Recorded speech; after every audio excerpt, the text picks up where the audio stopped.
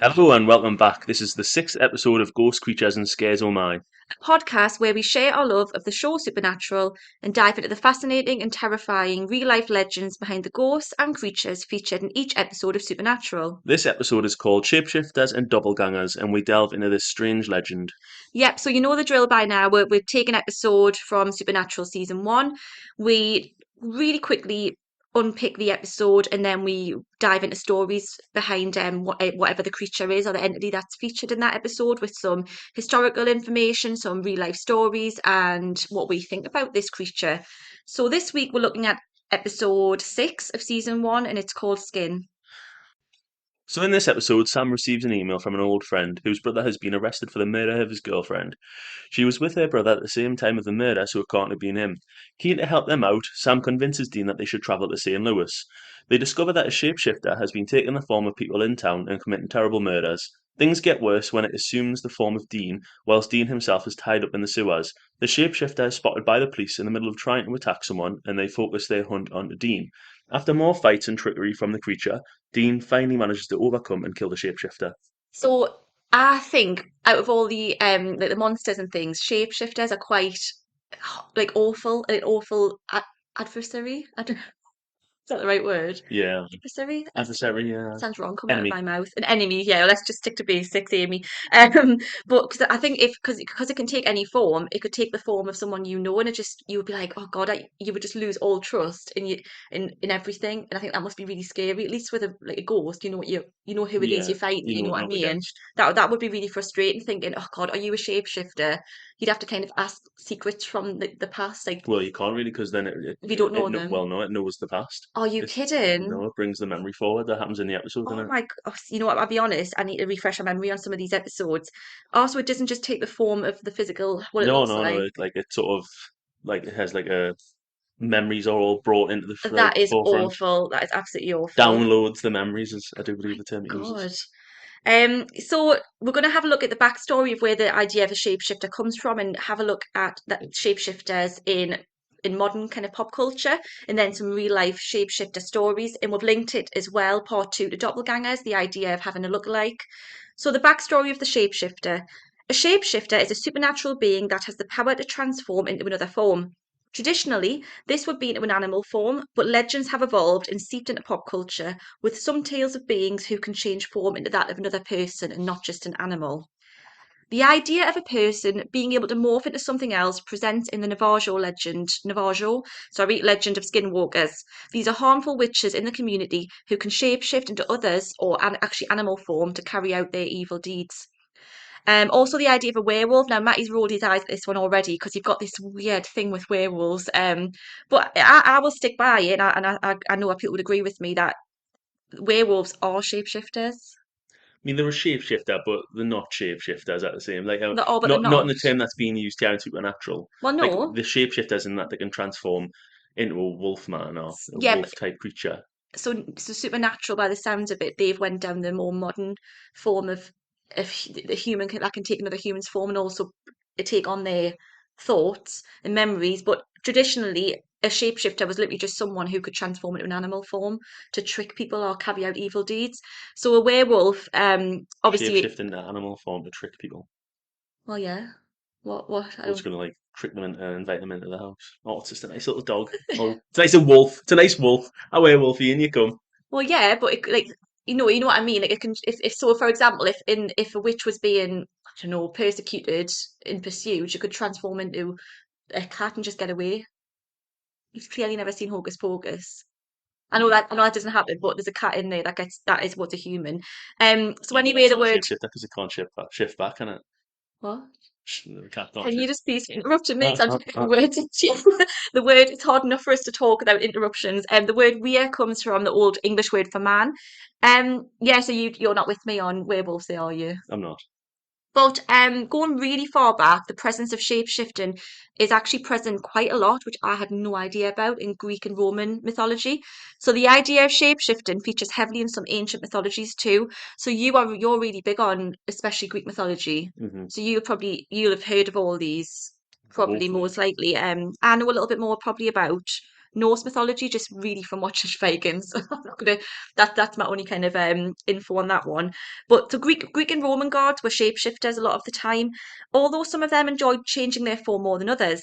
Proteus, a sea god, became famous for his ability to flicker from one form to another when enemies pursued him, and Zeus, the leader of the gods, used his talent at shapeshifting for a nefarious purpose. He had a reputation for mistreating beautiful women, so he used shapeshifting as a way to disguise himself when he approached a new victim. That's awful. When you actually look at some of these legends, I mean, they are from a long time ago, but they are really brutal.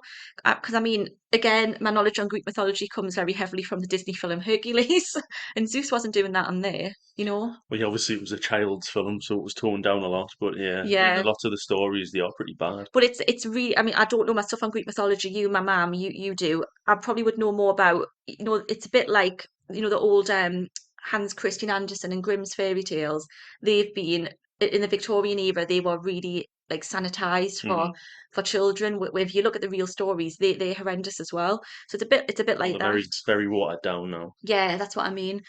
So the gods were also able to transform other people into animals and objects. So that's what I was trying to get at with the hocus pocus thing, which is what you were saying. You can't come back from that. So it can be used as a way for to come back and forwards to trick people, but it also can be used as a punishment.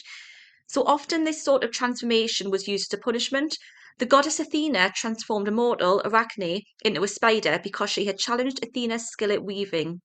So they're so petty, aren't they? When they talk about petty gods. So she's a better weaver than her, so she turns her into a spider.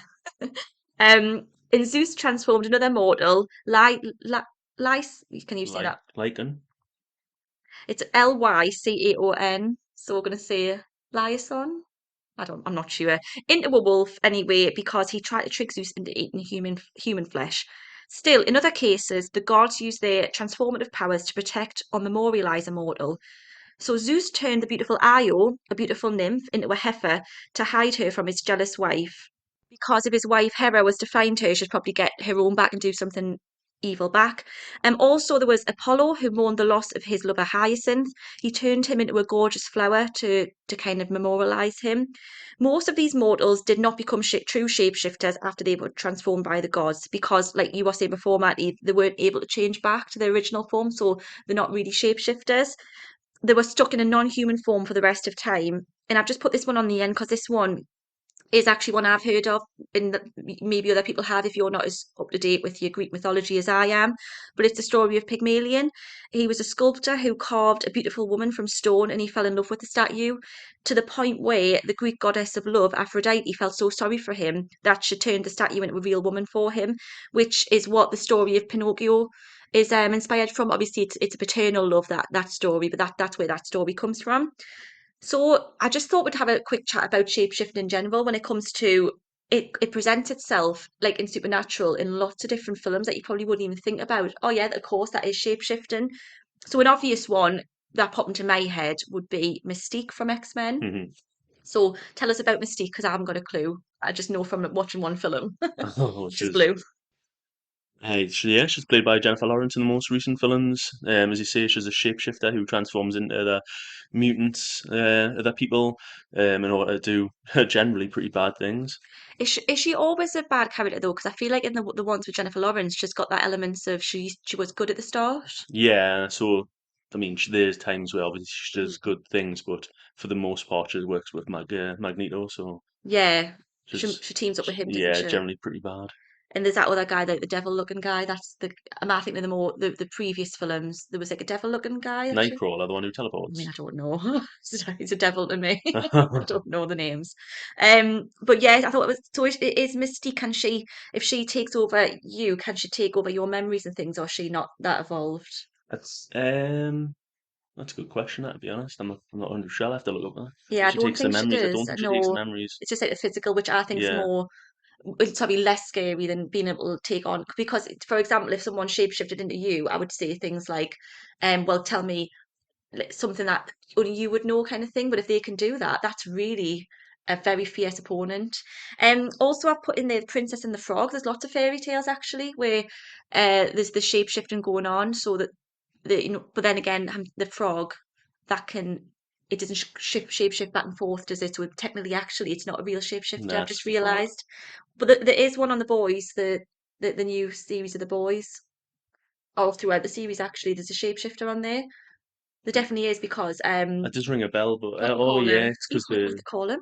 The main guy that I like, Homelander. God, he sleeps with them, didn't he? yeah, because he takes the form of his No, old no, boss. is it? It's not Homelander that sleeps with them. It's somebody else who he gets to sleep with them in it. I'm sure Homelander's doing weird things as well Possibly, because he yeah. gets him to transform into his old boss that he had a weird kind of weird relationship Oh with. yeah, I remember that.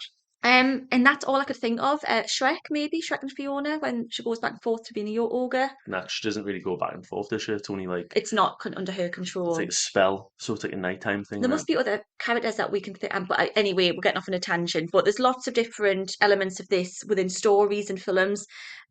So going to the Norse mythology, gosh, that is hard to say. The Norse people attributed the power of shapeshifting to their gods as well. So Loki, the god of chaos and mischief, was really fond of shapeshifting, and he could take any shape that he wanted. He even mothered a few monsters while he was in a female shape. That's strange. It is very strange. So he could actually not only become a female, he actually could reproduce as a female. Freya, the goddess of love and fertility, had a cloak of feather falcons, which allowed her to transform into a falcon at any point she wanted. And likewise, Odin was fond of transforming into the shape of an eagle.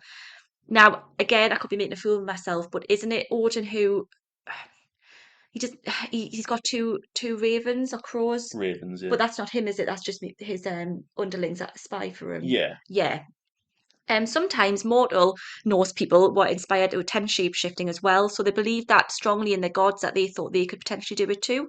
Shamans believed that by entering a ritual state, they could send their spirit out of their body in the shape of an animal to roam around the world.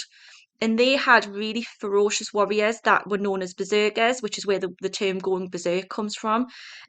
They believed that they could take the shape of a wolf or a bear in battle by wearing the animal's skin. So they would wear the skin of an animal, and not only would they look really ferocious and wild to their opponents, they went into this really heightened berserk state.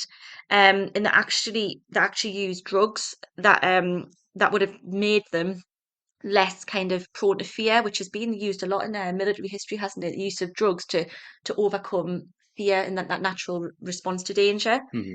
Shapeshifting it also pops up in legends closer to home. So in Scotland, the idea of kelpies as a creature has existed for a long time. The kelpie is said to be a horse-like creature that can transform itself into a beautiful young woman, and it usually inhabits small bodies of water, particularly lochs. I also wonder if the Loch Ness monster is a shapeshifter, if it exists. I'm just the idea. Maybe maybe Um, a shower thought that. a what? A thought for the shower. Pardon? Well, yeah, you have thoughts in the shower. Do it? Should you not? I've just never heard of that saying, but there you go. Um, so the fable attached to the notoriously nasty creature has the Highlander James McGregor taking a surprise by cutting off the bridle of the horse, the Kelpie. So the bridle is said to be the source of the power in life, in which without it, it would actually just die within 24 hours. So as the Kelpie had the power of speech, it attempted unsuccessfully to bargain with McGregor for the return of its bridle. McGregor, McGregor, maybe I'm not sure if I'm saying that one right. McGregor will say. So after following McGregor to his home, the Kelpie asserted that McGregor would be unable to enter his house while in possession of the bridle because of the presence of a cross above the entrance door. But McGregor outwitted the creature by tossing the bridle through an open window. So the Kelpie accepted its fate and left, cursing and swearing. So also as well, close to home, we've got a really rich history of the belief of witches, fairies, wizards, and they were all noted for their shape-shifting ability.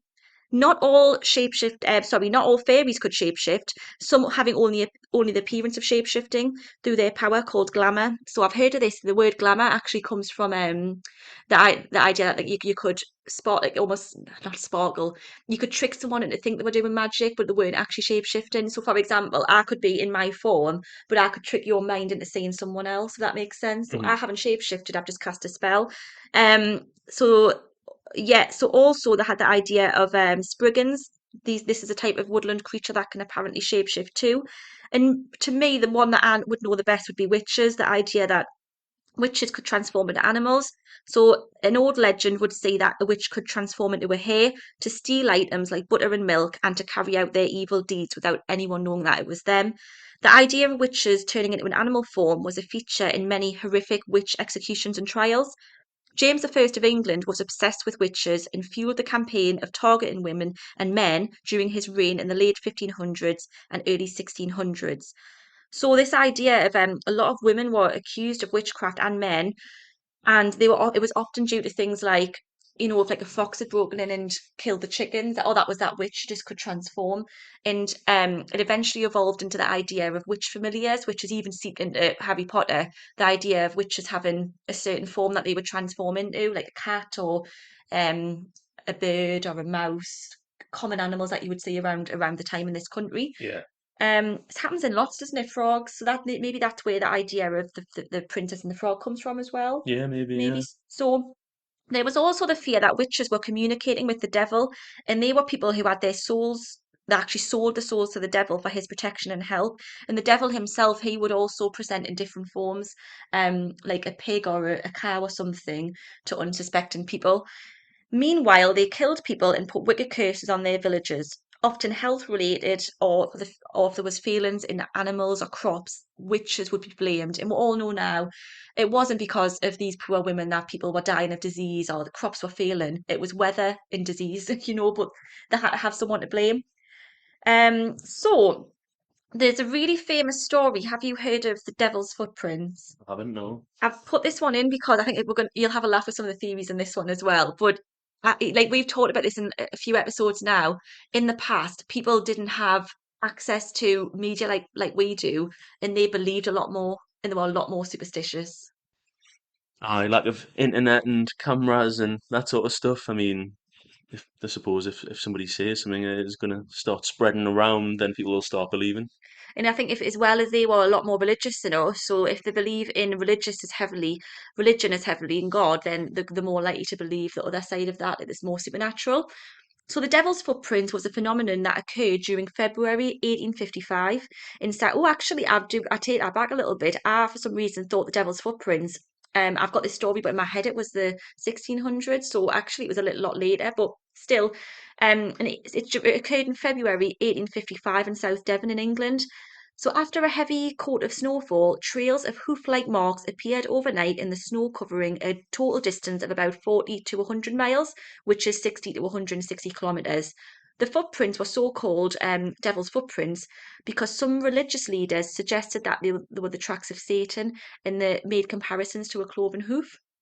So there was an article in the Bell's Life in Sydney that said it appears on Thursday last night there was a very heavy snowfall in the neighbourhood of Exeter in the south of Devon. On the following morning, the inhabitants of the above towns were surprised at discovering the footmarks of some strange and mysterious animal with the power of ubiquity, as the footprints were seen in all kinds of unaccountable places on the tops of houses, narrow walls, in gardens and courtyards, enclosed by high walls and palings, as well as in open fields. The superstitious go as far to believe that these are the marks of Satan himself, and this has even been descanted from the pulpit. The impressions of the foot closely resemble that of a donkey's shoe, and measured from an inch and a half to, in some instances, 2.5 inches across. Here and there it appeared as if cloven, but the generality of the steps was continuous, and the snow it merely showed the outer crest of the foot, and it must have been concave. So to unpick that, basically there was a really heavy snowfall one evening, and the next day there were across these towns just trails, miles and miles of footprints that were like an animal, a cloven hoof, and it was on not only on the snow on the ground, but on roofs, on in gardens that had really high walls. So if it was a bird, fair enough, but it was an animal like they seen a donkey or the devil, it couldn't an animal couldn't scale that unless it was supernatural, basically what they're saying. Hmm. And the fact that it was reported, there was lots of different reports of this in different towns with the same exact same hoof. Although the only thing that I would say was that sometimes it was 1 inch, sometimes it was 2 inches, but they all said it was like a cloven hoof appearance. And that's a big distance, 40 to 100 miles. If it was a little bit later in the year, I would have said it was Krampus. Yeah. So they said it had to be the devil because the devil's been especially in our cultures, the devil's often said to appear with goat-like legs and feet. Yeah, So, your thoughts on that? I mean, could have just been anything really, couldn't it? They could have just been assuming that it was all from the same footprints, but Hmm. I mean, I suppose if they're on walls and stuff, that is a bit weird, isn't I do like the idea of the devil just enjoying the snow, just it? enjoying the Just weather. frolicking Yeah, around. this is great. Uh, It's like he's having a holiday from hell. that's what I see. He's getting out Hell's for a frozen bit. over. Sorry, I couldn't resist that one. So I do have some theories that I thought would be they're quite funny as well. I don't know if you want to just hear them or do you want to give them on a scale? I'll leave it up to you. I'll hear them and then react. Yeah. Do you want to hear them all or one at a time? Go one at a One at a time. time. So there's been many explanations for the incident. Some investigators even are skeptical that the tracks really extended for more than 100 miles. And they argue that no one would have been able to kind of follow that course for an entire day. So there's no way that one person could prove it could have just been disjointed tracks. Also that the eyewitness descriptions of the footprints, they do vary from person to person, going from cloven hoof to more kind of little tiny footprints and the size of them. So, first theory number one.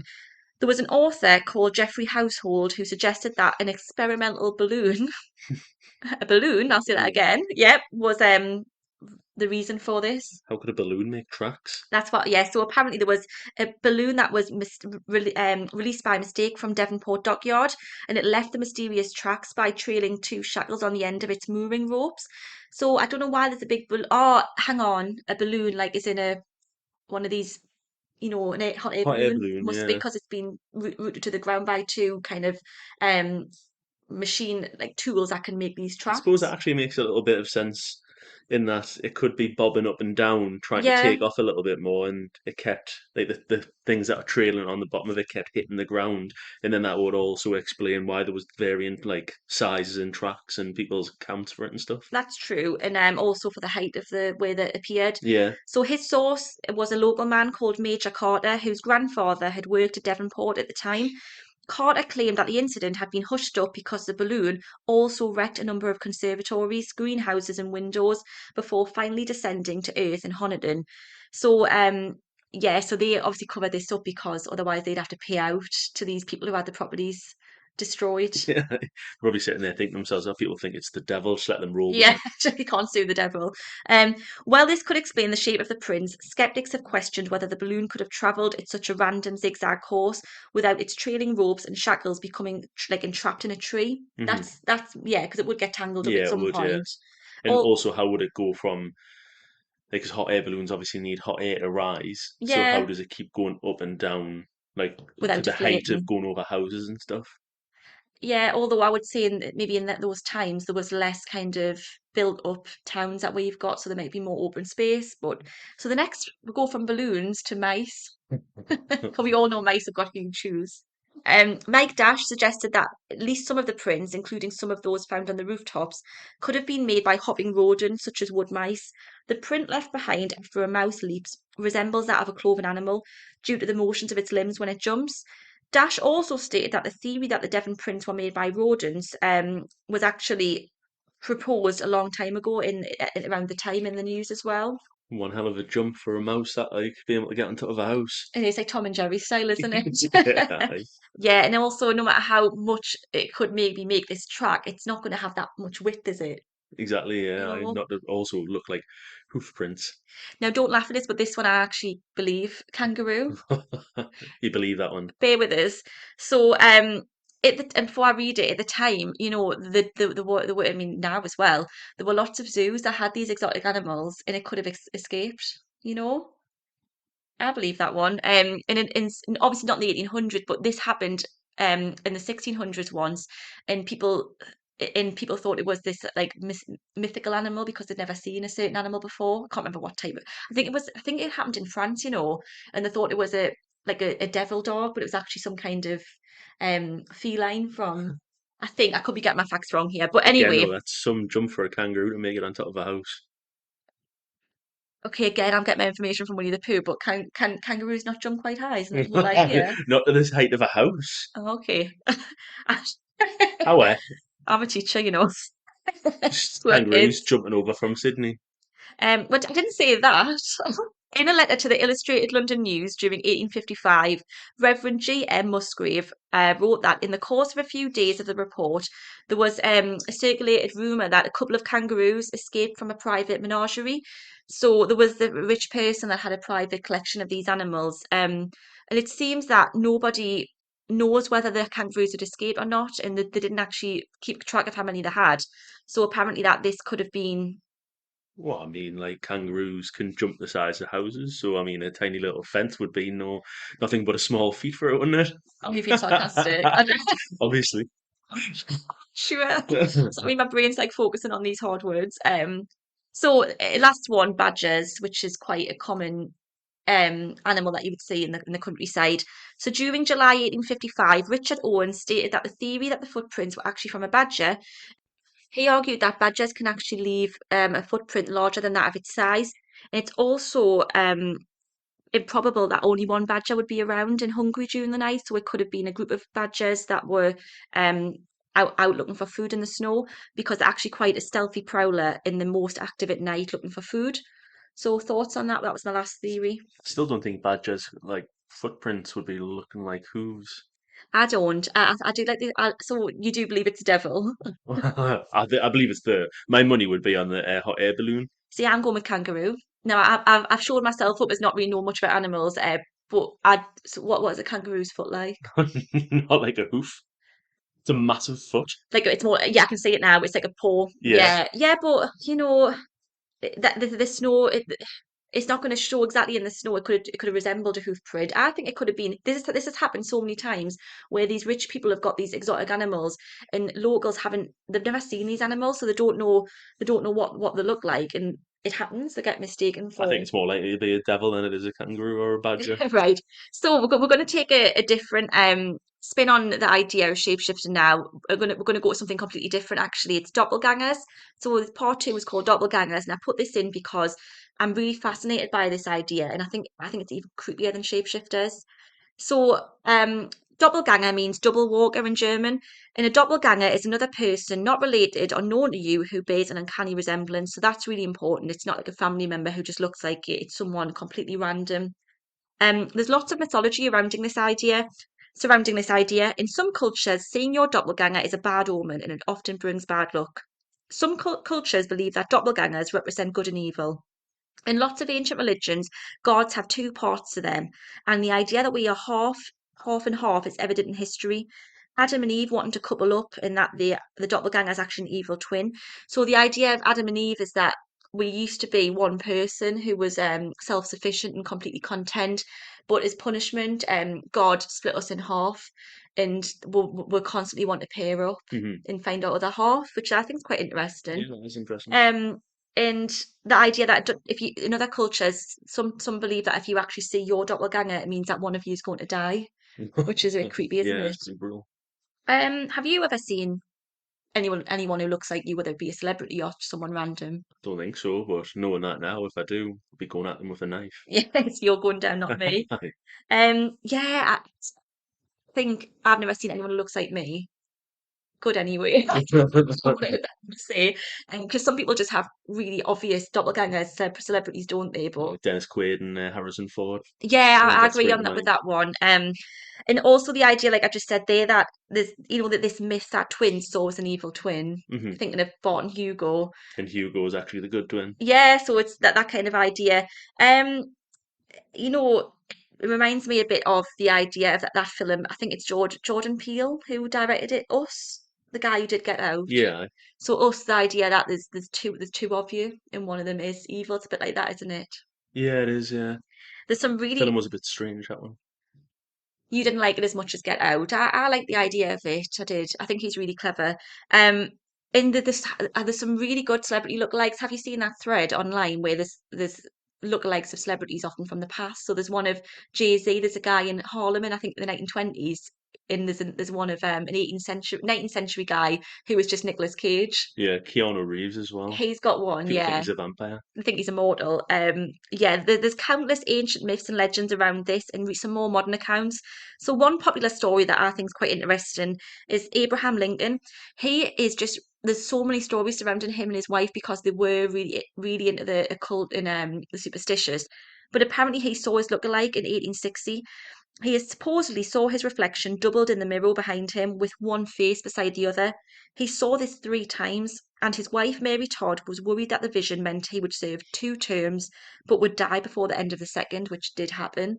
So there's lots of rumours about him having actually predicted his own death. And he suffered from depression, Abraham Lincoln, really bad bouts of depression, like a lot of leaders do actually. Winston Churchill had these really severe bouts of depression, and he was paranoid he was going to get assassinated, which is sad because that. But you could argue that if you're a president, you're likely to get Yeah, the chances are a lot the higher lot than anybody than for the else. normal person. Then there's the Native American myth that says that a doppelganger is your evil double from the underworld. Native American myths say that there's an upper world and an underworld. Good people live in the upper world, and the evil people live in the underworld, which is exactly what that film's like, isn't it? Us. Yeah, The Hopi legend, a Hopi, refers to twins called the child of the sun and the child of the water. The Hopi also believe that whatever is happening in the upper world, the opposite happens in the underworld, which is a bit like, um, must be going pretty well down there yeah, they're having a great time. then. Yeah, Boris Johnson, who?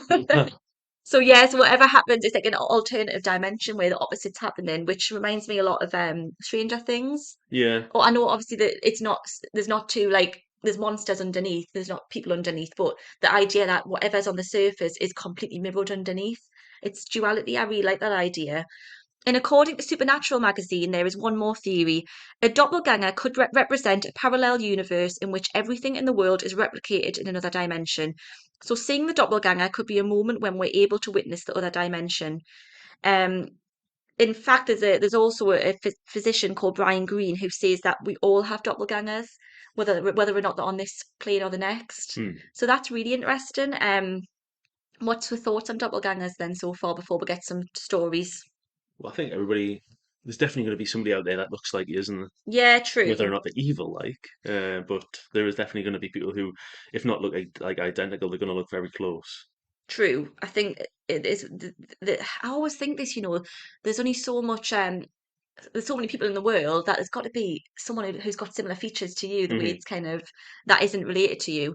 So I've got a couple of stories. This one's a short one, and I've got a bit of a longer one to finish us off. This one is from June 1893. So the HMS Victoria, which was a Royal Naval ship, was carrying out routine manoeuvres during peacetime just close to Tripoli, when poor decision making turned out to be fatal and the ship actually sank.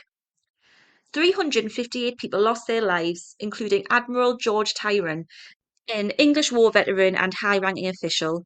So, according to legend, as the HMS Victoria sank, Admiral Tyrone died and he appeared at his home in Eaton Square near Belgravia. So, some sources say it was at Eaton Place, and others say it was Belgrave Square. So, Lady Tyrone was entertaining guests, and although she didn't see or hear her husband, many of her guests were supposed to have witnessed the Admiral appearing in the drawing room in full naval uniform. So, they saw him in his full uniform just appear, didn't speak to anyone, didn't register that he was there, and he was gone before anyone else kind of had a chance to say anything, and that Hmm. was the exact moment that he died, which I think is quite interesting. That is interesting. Although is that more less a doppelganger and more just a ghost or a flash of something maybe? Yeah, I suppose so. It's not, yeah, it's not really a doppelganger. I just put that in because it's the idea of a double. You were having a Yeah, double. It's, I suppose you're right. It's more of that person's spirit. If he's died on this ship miles away from home, he's flashed away. He would feel more comfortable yeah, before he maybe. dies. So there's a few witnesses who said that this happened. It wasn't a photograph. He was miles away from home. He died at that exact moment, and they saw him there. Hmm. Didn't speak, didn't communicate. It was a flash. He was there, then he was gone, and she didn't see it. Or But maybe it was like a cover up and it was actually him standing there and that it was somebody on the ship was just his doppelganger. oh, yeah, I don't think. But yeah, so there's lots of different stories through time. Not so much of seeing someone, but there's lots of stories of people who've died in warfare and their widows. At the moment that they've died, they've just had a flash of they felt something when they're miles away from home. So this has happened a lot. Hmm. I just that idea is really interesting. Okay, so we're going to come to the last story of today, which is about a doppelganger. I'm going to put this out there. This out of all the episodes that we've done, all the hundreds of episodes, all the episodes we've done so far, this is the one story that I kind of believe, and it has scared me the most because I believe it. I'm looking forward to it. So this is a story of Emily Sargi. So this tale was passed on to an American author by a friend. This friend was Julia von Guldenstube. I think I did that one quite well. I probably said it wrong. In 1845, when Julia was 13, she was actually attending an exclusive girls' school near Wolmar, which is now in Latvia. So she was at one of these really exclusive, expensive schools. And her teacher, one of her teachers, was a 32-year-old French woman named Emily Sargi. So Sargi worked at the exclusive girls' school. She was, by all reports, she was a really good teacher. But for some reason, despite being such a good teacher, she kept moving from one job to the other. In 16 years, she had changed positions an impressive 19 times. Now, it's obviously very different back then, but I'm a teacher myself, it's quite that would be rare to move schools that often unless there was something wrong. And there's absolutely no accounts. Her references were spotless. They were like, please don't leave. She's a brilliant. She's fantastic. So, in 1845, the school found out why. Sargi was allegedly at the centre of some very, very strange doppelganger activity. Her spectral twin was first seen during a class, as 13 students witnessed the doppelganger standing by Sargi's side and mirroring her movements.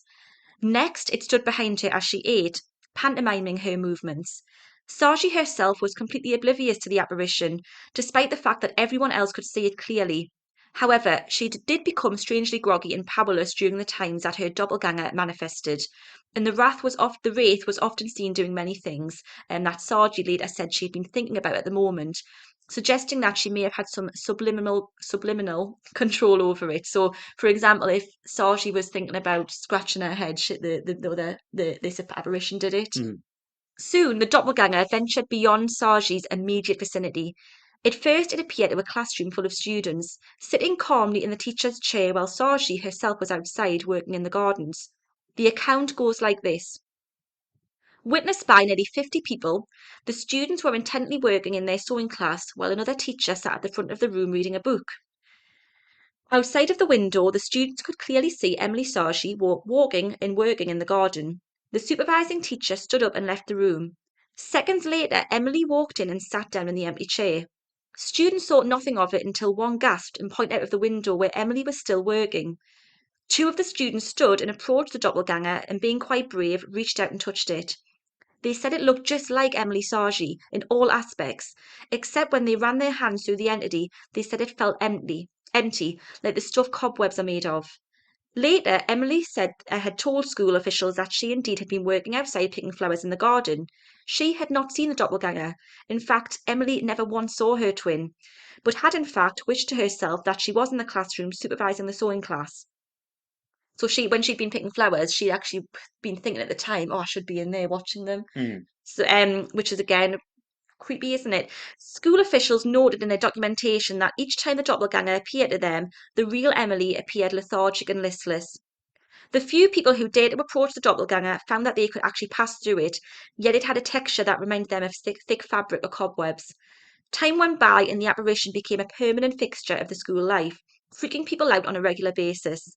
The girls' concerned parents started removing their children from the school, and although Sargi was a model employee, she was fantastic at her job. The headmistress had no option but to fire her and her ghostly double because parents complained that the ghost was becoming too much of a distraction to the girls, and it was really odd. So, what do you think of that? Yeah, that is a very compelling story to make you believe, I guess, with so many people haven't actually seen it. It is weird though that the hands went through it, like it Hmm. wasn't actually a real thing. So So it's again, more like a shadow, isn't it? this is what so yeah, it's a bit like you say, like an energy. I'm going to go out on a limb and say I believe this one because I did a little digging into it, and she was a real person.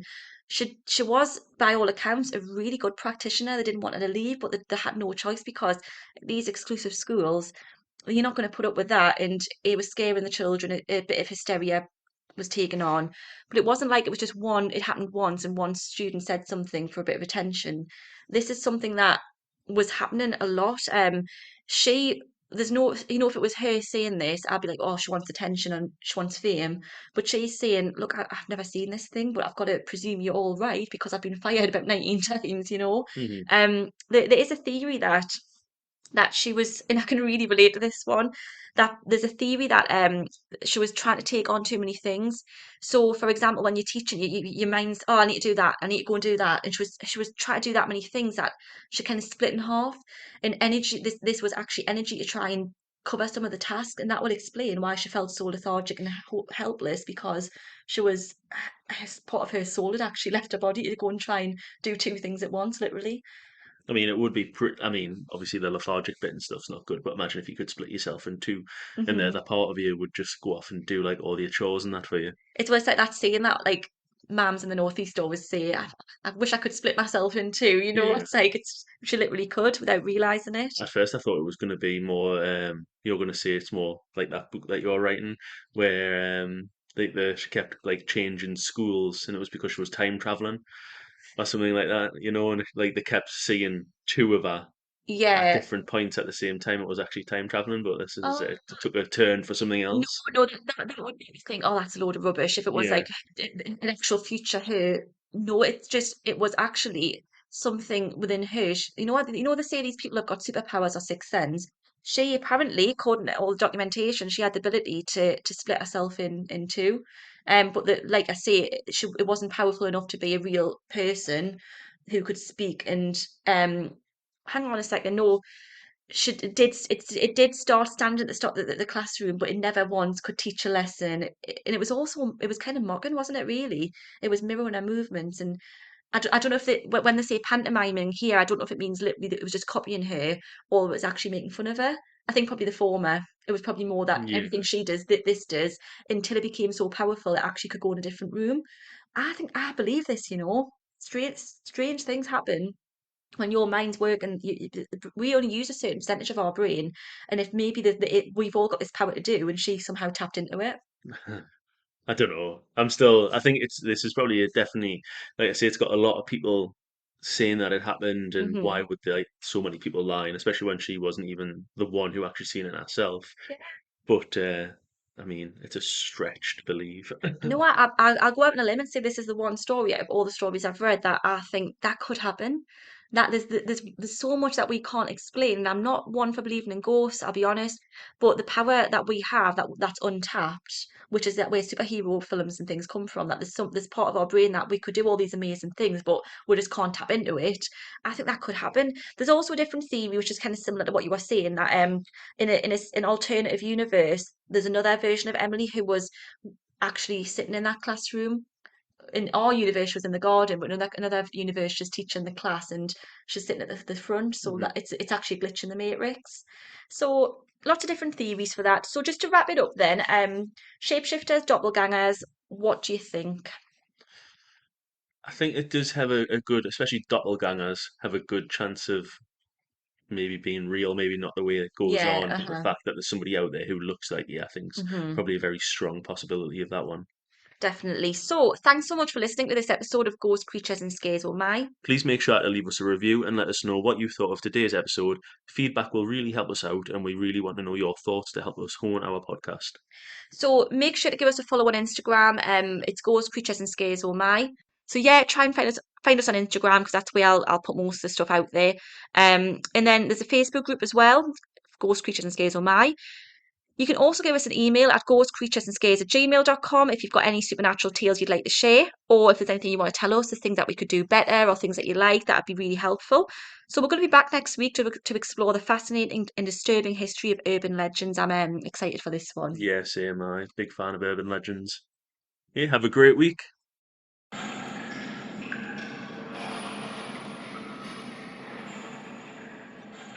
Hello and welcome back. This is the sixth episode of Ghost Creatures.